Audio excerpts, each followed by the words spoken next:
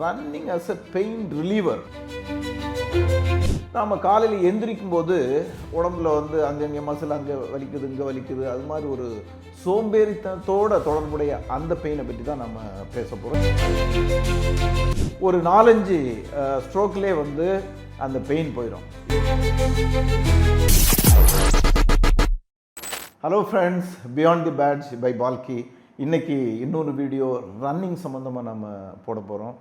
இந்த ரன்னிங்கில் நம்ம நிறையா டாபிக் எத்தனை விதமாக ரன்னிங் இருக்குது அப்படிங்கிறதெல்லாம் பார்த்தோம். இன்றைக்கி நாம் முக்கியமாக பார்க்க போகிறது running as a pain reliever.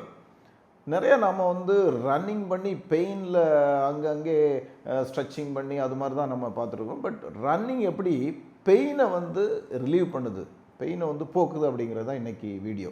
இப்போது நாம் சொல்லப்போகக்கூடிய பெயின் அப்படிங்கிறது இந்த நாள்பட்ட பெயினில் குரோனிக் பெயின் அப்படின்னு சொல்லுவாங்கள்ல, அந்த பெயினை சொல்ல வரல. அதே போல் அக்யூட் பெயின், திடீர்னு ஒரு ஏதாவது மசிலில் சரியான வலி வர்றது, அந்த மாதிரி பெயினை பற்றி பேசலை. நாம் காலையில் எந்திரிக்கும் போது உடம்புல அங்கங்கே மசில் அங்கே வலிக்குது இங்கே வலிக்குது, அது மாதிரி ஒரு சோம்பேறித்தனத்தோட தொடர்புடைய அந்த பெயினை பற்றி தான் நம்ம பேச போகிறோம். இதில் 2 வீடியோ பண்ண போகிறோம். மொதல் வீடியோ எப்படி ஓடி நம்ம அந்த பெயினை சரி பண்ணலாம் அப்படிங்கிறது.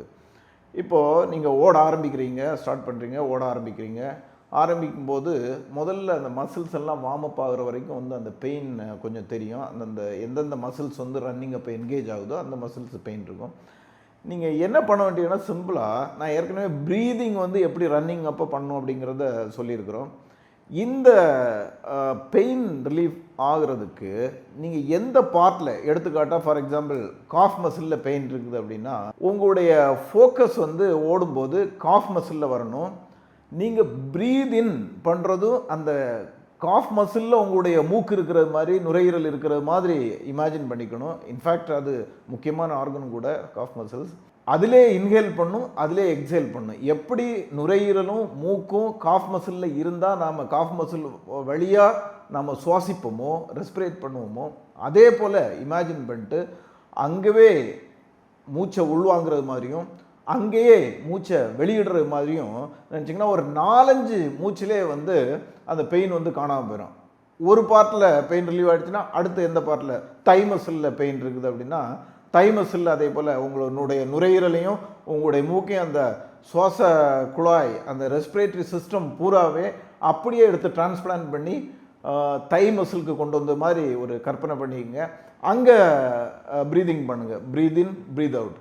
ஒரு 4-5 ஸ்ட்ரோக்லேயே அந்த பெயின் போயிடும். இதுதான் ரன்னிங் மூலமாக எப்படி பெயின் ரிலீவ் பண்ணுறதுங்கிறது. நீங்கள் ப்ராக்டிஸ் பண்ணி பாருங்கள், பார்த்துட்டு உங்களுடைய கமெண்ட்ஸை போடுங்க.